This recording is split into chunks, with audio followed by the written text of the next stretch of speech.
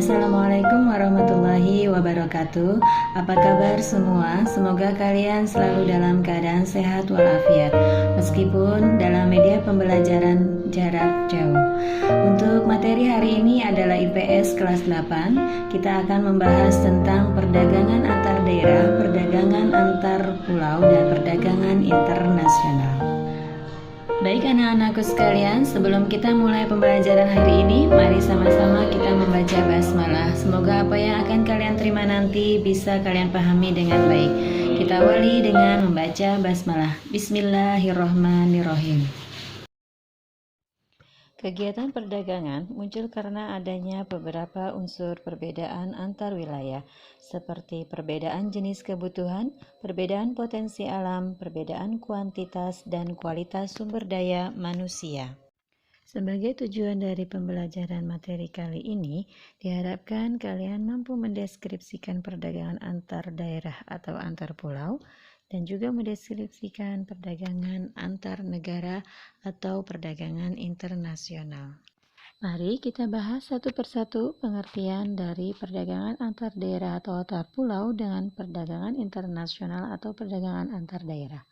Yang pertama, perdagangan antar pulau, yaitu perdagangan yang dilakukan oleh penduduk atau lembaga suatu daerah atau pulau dengan penduduk atau lembaga suatu daerah atau pulau lainnya dalam satu batas wilayah negara atas dasar kesepakatan bersama. Dan perdagangan dan pemasaran mempunyai peranan penting terhadap perkembangan suatu daerah.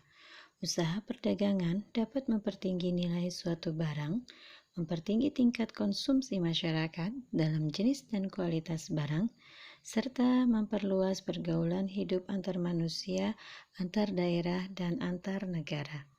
Berikut kita bahas faktor-faktor pendorong perdagangan antar pulau. Faktor yang pertama adalah perbedaan harga antar pulau. Harga barang dan jasa yang ada di setiap pulau bisa berbeda. Pada suatu pulau, suatu barang bisa murah, sedangkan di pulau yang lain bisa mahal. Perbedaan harga barang ini akan mendorong pedagang untuk menjual produknya ke pulau lain karena mengejar keuntungan yang lebih besar. Faktor yang kedua yaitu perbedaan kepemilikan faktor produksi. Setiap pulau mempunyai perbedaan sumber daya alam, sehingga mereka juga memiliki faktor produksi yang berbeda.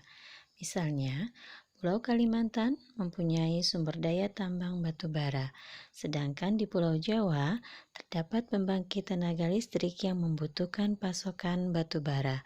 Maka dari itu, batu bara yang ada di Kalimantan harus dikirim ke Pulau Jawa. Kegiatan perdagangan tersebut dilakukan sebagai proses jual beli barang dan jasa untuk memenuhi kebutuhan pokok bersama. Oleh karena itu, pastinya kegiatan perdagangan yang dilakukan antar daerah atau antar pulau tersebut memiliki dampak terhadap perekonomian daerah masing-masing. Manfaat perdagangan antar pulau atau antar daerah pastinya dapat dirasakan oleh masyarakat. Di antaranya adalah memperbanyak lapangan kerja untuk masyarakat. Perdagangan antar pulau atau antar daerah tersebut akan mendorong peningkatan jumlah produksi. Produksi yang meningkat akan membutuhkan tenaga kerja yang banyak. Oleh karena itu, akan mengurangi jumlah pengangguran dan bisa meningkatkan pendapatan masyarakat. Manfaat selanjutnya yaitu memenuhi kebutuhan konsumen.